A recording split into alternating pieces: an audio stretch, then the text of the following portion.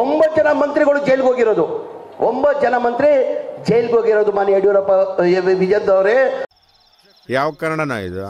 ಯಾವ ಕನ್ನಡನೋ ಗೊತ್ತಿಲ್ಲ, ನಮ್ ಕಡೆ ಅಂತೂ ಕೆಟ್ಟದಾಗ ಸೌಂಡ್ ಆಗುತ್ತೆ. ದಯಮಾಡಿ ಇದೆಲ್ಲ ಅರ್ಥ ಮಾಡ್ಕೊಳ್ಬೇಕು. ಭ್ರಷ್ಟಾಚಾರ ನಡೆದಿರೋದು ನಿಮ್ ಕಾಲದಲ್ಲಿ, ಬಿಜೆಪಿ ಕಾಲದಲ್ಲಿ ನಡೆದಿರೋದು. ನಮ್ ಕಾಲದಲ್ಲಿ ಯಾವ ಭ್ರಷ್ಟಾಚಾರ ನಡೆದಿಲ್ಲ. ದಯಮಾಡಿ ಇದು ಅರ್ಥ ಮಾಡ್ಕೊಳ್ಳಿ. ಆಮೇಲೆ ಇನ್ನೊಂದು, ಕುಮಾರಸ್ವಾಮಿ ಅವರು ಬಹಳ ಸತ್ಯ ಹರಿಶ್ಚಂದ್ರಂಗ್ ಮಾತಾಡ್ತಾರೆ ಸರ್. ತಾವು ನೆನ್ನೆ ಹೇಳಿದ್ದೀರಾ. ನಾನು ಕುಮಾರಸ್ವಾಮಿಗೆ ಮಾಧ್ಯಮ ಮುಖಾಂತರ ಜನಗಳು ಮುಂದೆ ರಾಮನಗರಲ್ಲಿ ಒಂದು ಸವಾಲನ್ನ ಕೇಳಕ್ ಬಯಸ್ತಾ ಇದ್ದೀನಿ.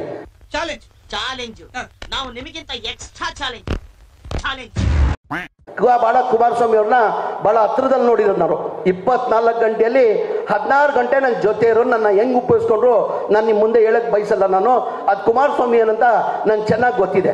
ಕುಮಾರಸ್ವಾಮಿ ಏನಂತ ನನ್ಗೆ ಚೆನ್ನಾಗಿ ಗೊತ್ತಿದೆ. ಕುಮಾರಸ್ವಾಮಿಗೆ ಒಂದು ಸವಾಲನ್ನ ಕೇಳಕ್ ಬಯಸ್ತೀನಿ ನಾನು.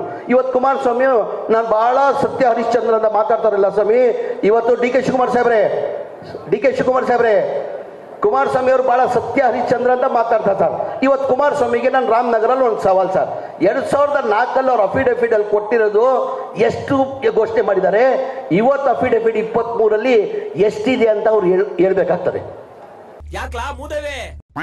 2004 ಇನ್ಕಮ್ ಟ್ಯಾಕ್ಸ್ ನಿಲ್ಪೇವರ್ ಇವತ್ತೆಷ್ಟಿದೆ? 1800 ಕೋಟಿ ತೋರಿಸ್ಕೊಂಡಿದೆ. ಕುಮಾರಸ್ವಾಮಿ ಅವರೇ, ಎಲ್ಲಿಂದ ಬಂತು ನೀವು ರೈತರ ಮಕ್ಕಳು? ದೊಡ್ಡ ಹೀರೋ ಏನೋ ನೀನು? ಎಲ್ಲಿಂದ ಬಂತು ಸ್ವಾಮಿ? ಮಾತಾಡ್ರೆ ಡಿ ಕೆ ಶಿವಕುಮಾರ್, ಮಾತಾಡ್ರೆ ಸುರೇಶ್ ಅವರು. ಮೊದಲು ಸರಿಯಾಗಿ ಮಾತಾಡೋದ್ ಕಲಿ.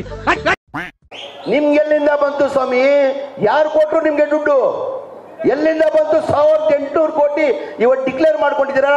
ನಂದು ನೋಡಿ, ಆ ಕಾಲದಲ್ಲಿ ನಾನು ಏನ್ ಡಿಕ್ಲೇರ್ ಮಾಡ್ಕೊಂಡಿದ್ದೀನಿ, ಇವತ್ತು ಅಷ್ಟಿಗೆ ಇದೆ. ಒಂದ್ ಮನೆ ಬಿಟ್ಟು ಏನಿಲ್ಲ. ಕುಮಾರಸ್ವಾಮಿ ಅವರೇ, ನನ್ ಮೇಲೆ ಆಣೆ ಇಟ್ಟೇಳು,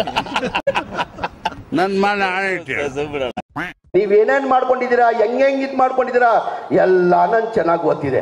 ಈ ಜನಗಳಿಗೆ ಉತ್ತರ ಕೊಡ್ಬೇಕಾಗ್ತದೆ. ಮಾತಾಡ್ರೆ ಡಿ ಕೆ ಶಿವಕುಮಾರ್ ಸ್ವಾಮಿ, ನಿಮ್ದು ಹೇಳಿ ಮೊದ್ಲೇ 1800 ಚಿಲ್ಲರೆ ಕೋಟಿ ಹೆಂಗ್ ಬಂದಿದೆ ನೀವ್ ಹೇಳ್ಬೇಕಾಗ್ತದೆ. ದಯಮಾಡಿ ಜನ ಇದೆಲ್ಲ ಅರ್ಥ ಮಾಡ್ಕೊಂಡು, ಅವ್ರು ಬರೀ ನಾಟಕ, ಅವ್ರಿಗೆ ಸಹಿಸಕ್ ಸಾಧ್ಯ ಆಗ್ತಾ ಇಲ್ಲ. ಏನಾರ ಮಾಡಿ ಈ ಸರ್ಕಾರ ಬೀಳ್ಸ್ಬೇಕಂತಾರೆ. ಈ ಜನದಲ್ಲಿ ನಿಮ್ ಸರ್ಕಾರ ಇದು ಬೀಳ್ಸಕ್ ಸಾಧ್ಯ ಆಗಲ್ಲ ಕುಮಾರಸ್ವಾಮಿ ಅವ್ರಿಗೆ.